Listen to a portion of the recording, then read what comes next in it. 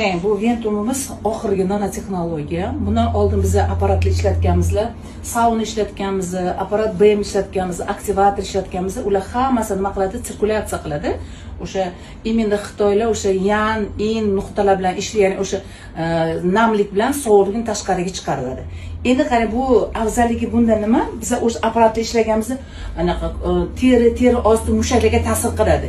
Lekin bu apparatimiz mana shu qizil to'lqin, infraqizil to'lqin orqali suyagimizdagi iligidagi imенно ilikning ichidagi o'sha sovuqlik bilan o'sha infeksiya toksinlarni maqlab tashqariga chiqarib, o'sha hujayra muhitini o'zgartirib beradi. Ya'ni bu yerda sirkulyatsiya ketadi, limfa drenaj ketadi, ham og'riq qoldiruvchi og'riq qoldiruvchi vazifasini bajaradi. Mana biz hozir qo'ydik, yarim soatga обязательно suv ichib turiladi, chunki o'sha aktivator ichganimizda ham, BM qilganimizda ham, o'sha saunada ham обязательно suv ichamiz deb aytamiz. Nimaga? Chunki o'sha toksinlarimiz, viruslarimiz nimaga yig'iladi? Anaqa limfaga yig'iladi.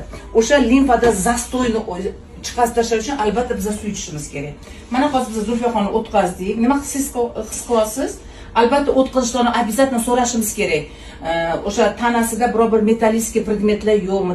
Zire, uzuv hammasi yechiladi. Temperatura o'lchanadi, bosim o'lchanadi va so'raymiz, agar bir organizmingizda biror bir travmalardan keyin, biror bir narsalardan keyin hech qanaqa metallический naqalar yo'q sizda.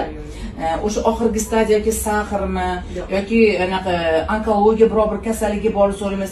Hayz ko'rganda mumkin emas, homiladorlik paytida mumkin emas.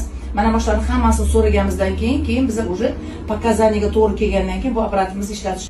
Demak, bu показаниялар именно artrit, artroz, podagra, nimaga, o'sha oyoqdagi skolyoz, grija, hamma kasalliklarga tavsiya qilsa bo'ladi. Ayniqsa insultdan keyin. Insultdan keyin bilasizlar, ko'plarda hali bir xilda polniy parez bo'ladi, bir xilda mini parez bo'ladi. Bir xilda shunaqa oldida pechoda og'riq, qo'llarni ko'tara olmaydi, nechilab. Bizda shunaqa zo'r natijalar bo'ldi. Ikki marta olgan vaqtda o'sha uchinchisida bemalol qo'llarni ko'tarib, даже уже sezgi organlar ishlashni boshladi. Так что hammaga tavsiya qilamiz. Oxirgi nanotexnologiya, buni albatta hammaning xonadonida bo'lishini xohlab qolaman.